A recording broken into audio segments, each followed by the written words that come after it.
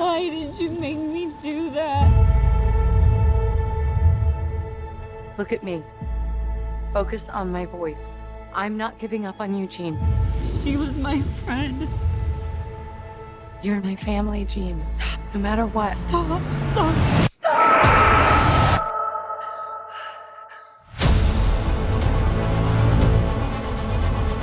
Look.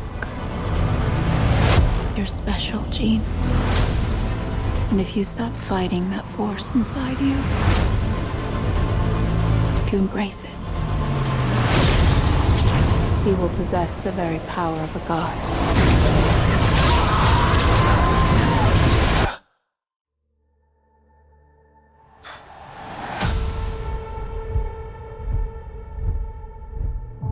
She'll kill us all.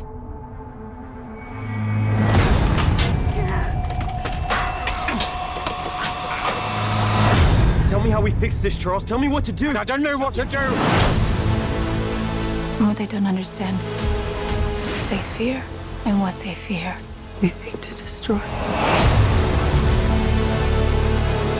This is your fault, Charles. I tried to protect her. I'm scared. When I lose control, bad things happen to people I love. The girl dies. She's still Jean. We can still help her. Sometimes you want to believe people are something that they are not. By the time you realize who they are,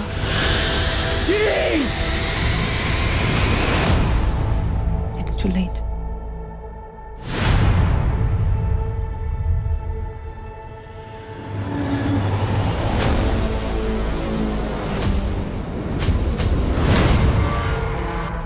She's coming.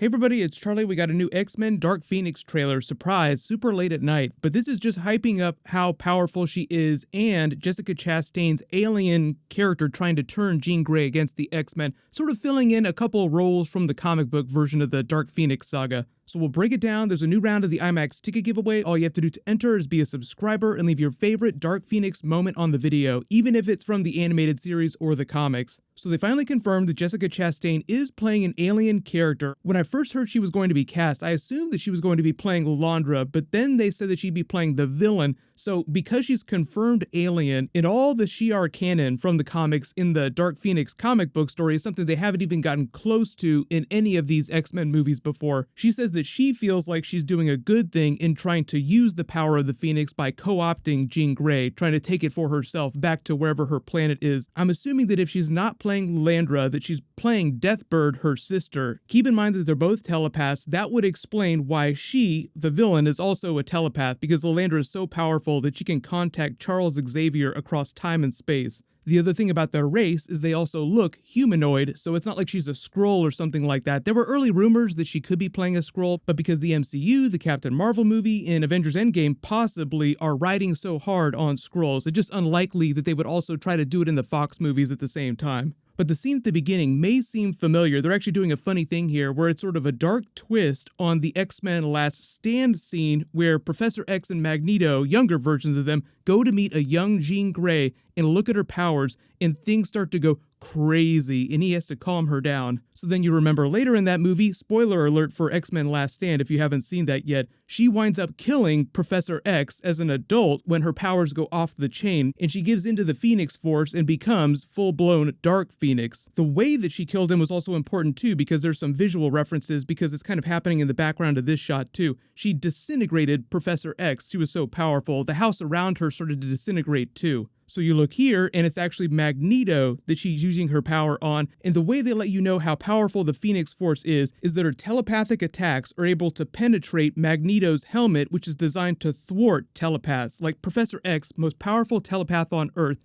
can't get through that helmet, but the Phoenix Force is so OP that it can break right through. So that's why it looks like Magneto's eyes are getting ready to pop out of his skull. He's being subjected to so much psychic force. I love the look on Jessica Chastain in the background here too. She's just watching it all very casual, like this is just another day for her. No big deal. We'll just pop both of their skulls and go on our merry way off the planet so I can take you back and use you for myself. The rest of the trailer just sort of gives you the origin story. It is basically a better version of X-Men Last Stand. You get Jean Grey's backstory about how she accidentally killed her family. She didn't know how to control her abilities, so Professor X puts something of a psychic block to make her forget about all that. Then they do the comic book origin story where they go into outer space and the Phoenix Force enters her, and that's when her full-blown abilities start to become unlocked again. So even before she got the Phoenix Force, Jean Grey was an Omega-level mutant afraid of her abilities because she seemingly wasn't able to control them and hurt people around her. The Phoenix Force itself and Jessica Chastain's villain here are sort of the devil on her shoulder whispering, just unleash your fury, show them how powerful you are, don't hold back. It looks like they've tuned up a lot of the special effects, particularly the space scene where she's getting her powers.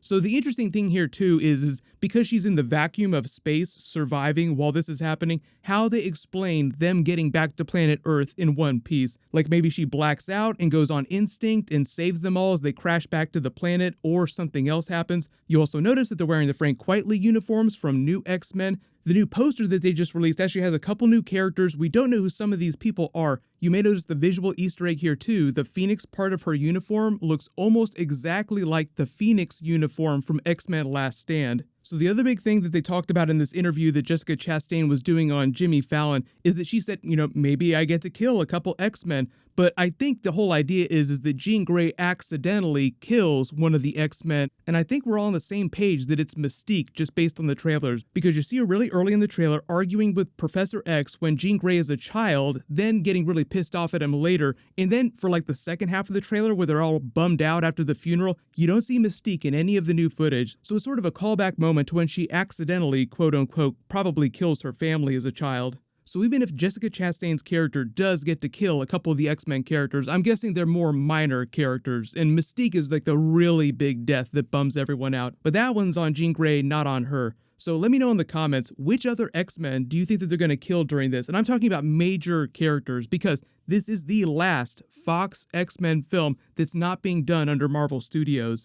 I also feel like the Phoenix coming for this convoy and just ripping it to shreds is a parallel meant to be like a cooler version of the convoy scene from Last Stand with Magneto, the Juggernaut, and Mystique. And talk about callback to all callbacks going back to the very first X-Men film. What is one of the most iconic trailer moments from the very first X-Men 2000 film with Magneto? You see him on the back of this train going full-blown against the Phoenix, trying to take her down by using all these guns with his abilities. That's a callback Easter egg for the Magneto scene from X-Men 2000 when he takes all those police officers' guns and turns them back on him with his powers. So I'm guessing that just because this is the last X-Men film, they tried to include Easter eggs for all of the other X-Men films they've done, going all the way back to X-Men 2000. So just keep your eyes peeled when you go see it this summer. I'm wondering how much they changed the end of this to give it sort of like a final bookend when they knew that the Disney Fox deal was going to go through, because they had started making this movie before that happened.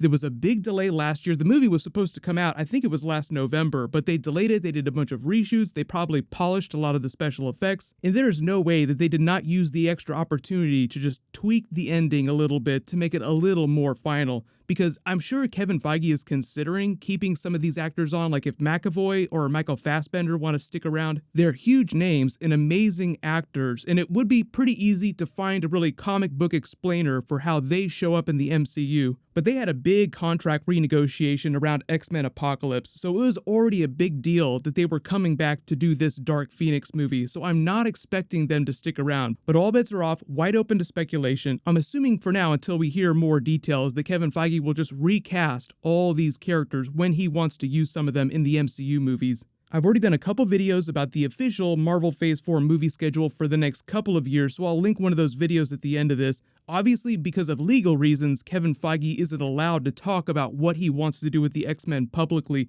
But he did say that they do have plans, and because of all the Disney Plus streaming shows, the Avengers spin-offs like the Loki TV show with Tom Hiddleston, the Winter Soldier Falcon TV show, the Scarlet Witch and Vision TV show, in addition to all those Marvel MCU titles that they're doing on Disney Plus, they'll also eventually be developing X-Men live-action series for that too, but they'll be series that tie into the MCU. And Kevin Feige did explain that they would take place in the past, present, and future of the MCU. So think about it this way. You get a live-action TV show with any X-Men characters you want. What do you want them to do? Or would you just rather all the characters show up in the movies? Because like there's some characters, Silver Surfer, Galactus, that I think are totally cool showing up in the space-based movies if they don't want to use them in a Fantastic Four movie. But I wouldn't plan on seeing any really big MCU X-Men films for at least a couple years after the deal is done. This movie is coming out before Spider-Man Far From Home, so just expect them to announce X-Men plans at Comic-Con this summer at the end of July. While you wait for everything, click here for my breakdown of the Marvel Phase 4 movie schedule, and click here for my non-spoilery Captain Marvel review. Thank you so much for watching. Everybody stay awesome. I'll see you guys tonight.